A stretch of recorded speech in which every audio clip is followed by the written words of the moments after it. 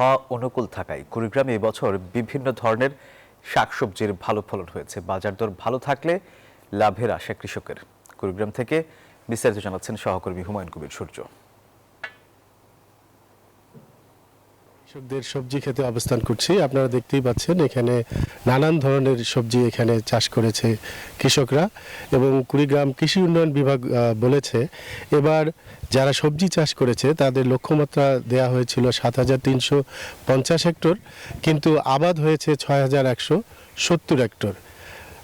আবহাওয়ার কারণে অনেকেই সবজি আবাদ করেনি, যেহেতু প্রচণ্ড খরা ছিল এই কারণে সবজি আবাদটা কিছুটা কমেছিল। কিন্তু এবারে শীত আসার আগে আগেই যে সবজি চাষ যারা করেছে তারা বেশ লাভবান হয়েছে, এবং তারা আমাদেরকে জানিয়েছে যে শুরুতে যারা সবজি উৎপাদন করেছে বিপণন করেছে তারা বেশ লাভবান হয়েছে, কিন্তু সময় যত গড়িয়ে যাচ্ছে ততই কিন্তু সবজির দাম কিন্তু কমে যাচ্ছে। সবজির দাম কমে গেলেও আমরা একটা জিনিস লক্ষ্য করছি, যারা মধ্যস্বত্বভোগী এবং ফরিয়া তারা কৃষকদের কাছে স্বল্প মূল্যে সবজি নিয়ে তারা বিক্রি করছে, কিন্তু পাইকারদের কাছে অনেক বেশি দামে।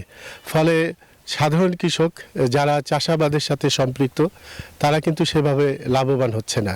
কৃষি বিভাগ এ ব্যাপারে বলেছে যাতে কৃষক যাতে বিপণনটা সঠিকভাবে করতে পারে, মাঠ পর্যায়ে আমরা সেটা তদারকি করছি। এই তদারকি যদি আরও ভালোভাবে করা যায় তাহলে কৃষক তাদের ন্যায্য মূল্যটা পাবে বলে তারা আমাদের জানিয়েছিল। এই ছিল আমার কাছে সর্বশেষ।